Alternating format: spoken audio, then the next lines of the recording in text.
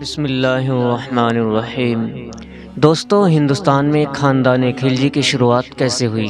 دوستو، جب گوری فرمانرواؤں اور ان کے پروردہ غلاموں نے ہندوستان فتح کیا تو خلجیوں کے گروہ ہندوستان آ کر شاہی ملازمتیں اختیار کرنے لگے۔ ان خلجیوں میں سے بعض افراد نے بہت اقتدار اور رسوخ حاصل کیا اور وہ شاہی امراء اور اراکین سلطنت کے معزز عہدوں تک پہنچے۔ ان مقتدر امراء خلجی میں سلطان جلال الدین خلجی بھی تھا۔ تخت نشینی کے وقت اس کی عمر 70 سال تھی۔ گزشتہ حکمرانوں کے دستور العمل کے خلاف جلال الدین نے ظلم و شقاوت سے کنارہ کشی اختیار کر کے لطف و کرم کو اپنا شعار بنایا۔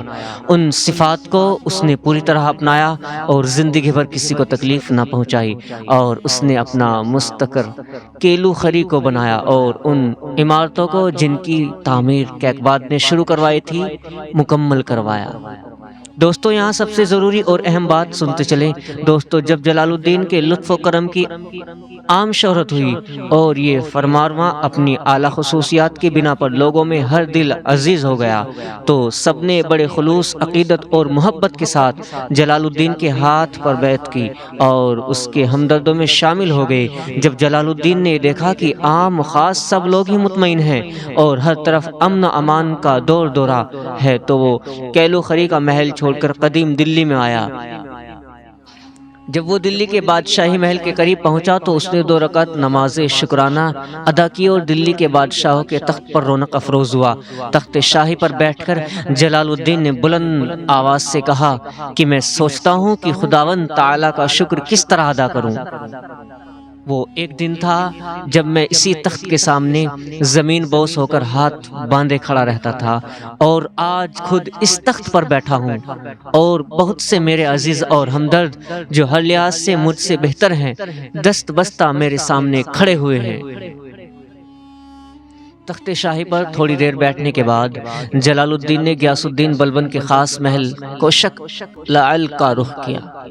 سلطان جلال الدین سے امراء نے کہا کہ یہ کوشک لعل آپ کا شاہی محل ہونا چاہیے اور اسی میں آپ کو قیام کرنا چاہیے۔ یہ سن کر جلال الدین نے کہا کہ سلطان مرحوم غیاث الدین بلبن نے اپنی ذاتی ملکیت سے محل تیار کروایا ہے، لہٰذا یہ غیاث الدین کے ورثاء کی ملکیت ہے، مجھے شرعاً اس پر قبضے کا کوئی حق نہیں ہے۔ اس کے بعد جلال الدین کوشک میں داخل ہوا۔ اس محل کے ایسے مقامات پر جہاں غیاث الدین بلبن بیٹھتا تھا، جلال الدین نے حفظ مراتب کے پیش نظر وہاں پاؤں نہ رکھا، بلکہ اسی چبوترے پر بیٹھا جس پر بلبن کے زمانے میں امراء اور اراکین سلطنت بیٹھا کرتے تھے۔ جلال الدین نے اپنے امراء کو مخاطب کر کے کہا، باوجود اس تجک و احتشام اور روب و داب کثرت امراء اور ملازمین کے سلطان غیاث الدین کے ساتھ سلطنت نے وفا نہ کی اور اس کی آنکھیں بند ہوتے ہی اس کی اولاد تباہ و برباد ہو گئی، تو میرے بعد میری اولاد کا کیا حشر ہوگا؟ خدا ہی بہتر جانتا ہے کہ میرے وارث کیا کریں گے اور زمانہ ان کے ساتھ اچھی طرح پیش آئے گا یا نہیں۔ بادشاہ کی اس تقریر سے بیشتر حاضرین جو دانشمند اور تجربے کار تھے بہت متاثر ہوئے اور ان کی آنکھوں سے آنسوؤں کا سیلاب پھوٹ پڑا۔ جلال الدین کی شخصیت اور کردار۔ جلال الدین بہت ہی نیک طبیعت، خوش اخلاق اور پسندیدہ عادات رکھتا تھا۔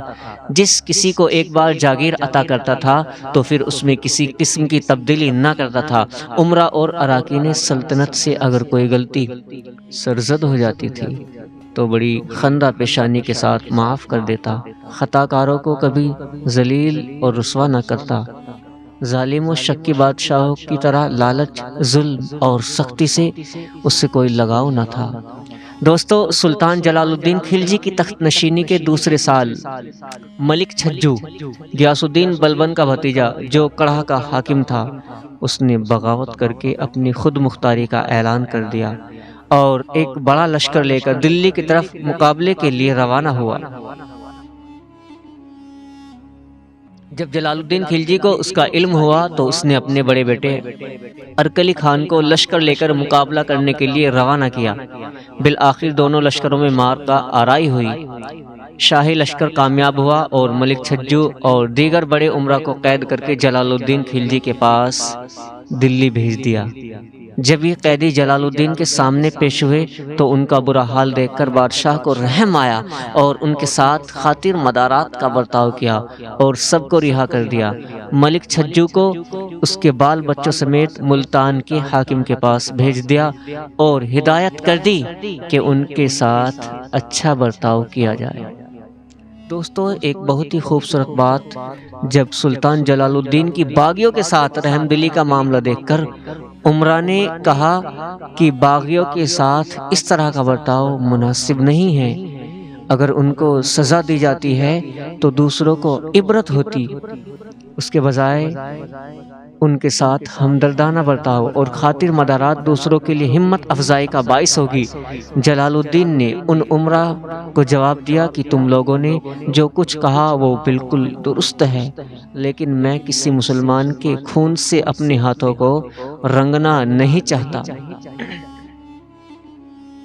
اس وقت میری عمر 70 سال کی ہے، آج تک میں نے کسی مسلمان کی جان نہیں لی، تو بھلا اس عمر میں میں کیسے یہ کام کروں؟ اگر میں ان لوگوں کے ہاتھوں گرفتار ہو گیا ہوتا اور یہ مجھے قتل کر دیتے تو قیامت کے دن ان لوگوں کو جواب دینا پڑتا، نہ کہ مجھے۔